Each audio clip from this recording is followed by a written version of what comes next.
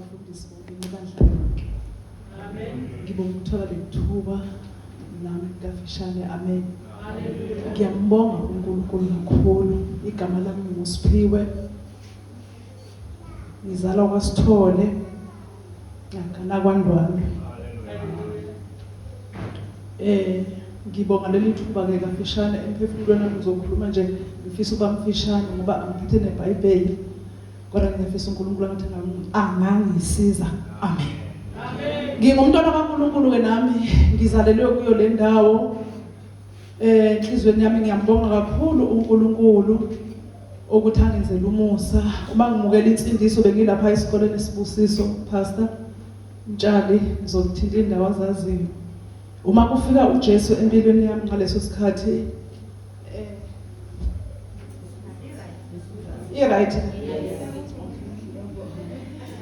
Angijwayele. Uma kufika uJesu empilweni yami ngashunyayezwa ivangeli. Ngakumuntu ngokwemvelo onamahloni kakhulu nosabayo kuma phambi kwabantu bayangaze ngangifunda nabo. Bathi kwasho ukuthi uJesu lingehlulile izwi lehlula inhliziyo yami.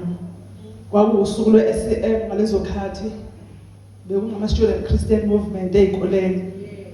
Then uma ngiphuma lapho lo wayeshumayela wathi ngiyakwazi ukuthi umuntu onamahloni kodwa zinikele phambi kaNkulunkulu. Washo igama lami kwangaselona eliphathaphathwayo kaSiphiwe. Wathi ufika ukhuleke ekhaya.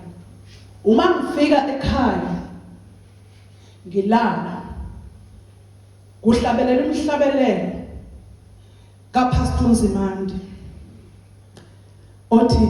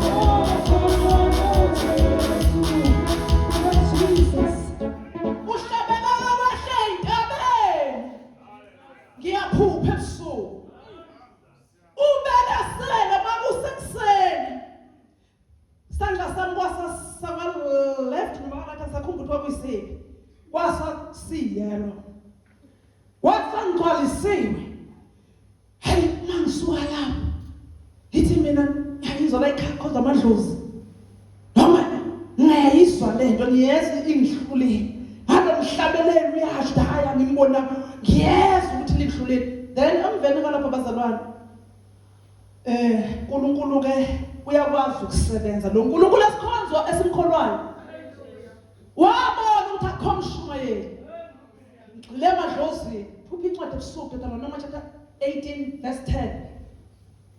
Ngithi mina ngeke ngisuke emadlozini.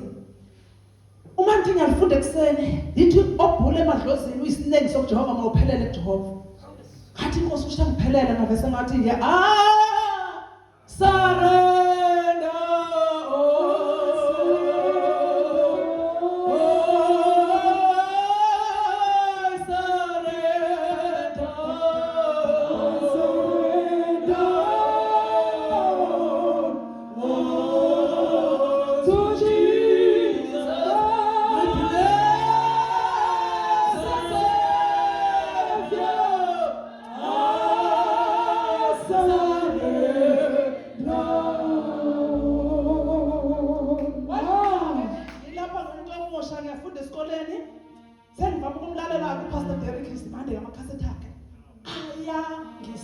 Amen. Then mandlula lapho ke kwasho ngiyamphatha ugrade 12 sengiyahamba ngemondlo ngaficana noBaba Paul kwalapha ke ngimukela ivangeli Ngisasekhona lapho ngingakayi le. Bengivama ukuthi ngiye kwaPastor Mtshali.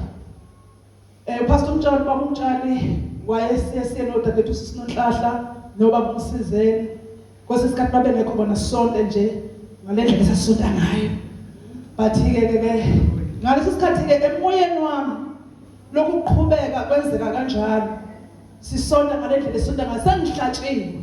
Then ngisizakala uma ngabe kusuke kukhona obaba uMsizeni nosisinonhlahla ukuhlonipha. Then emveni kwalokho-ke bazalwane, then ngikhuleke. Ngiyawukhumbula ukukhuleka ngawukhuleka. Ngathi Nkosi, I pray ukuthi ngibona ngingedwa. Yambule le ndaba yakho yebandla kule ndawo. Then uma ngikhuleka kulezo nsuku engayikhuleka, bese ngiyahamba ngiyeba isidini ngithi ngiyobafica ngingabafici. Bese ngibesane ngihambe ngeenyawo. Ngamele ngisuke eBhakisidini ngeenyawo. Kwakungawa amandla ami, kwakungamandla kaNkulunkulu. Uya abayazi ukusuke eBhakisidini ngeenyawo. Ngaze ngafika la esidinzi. Kwathiwa basesidinzi. Uma ngifika esidinzi, noma abazalwana, nanti ibandla.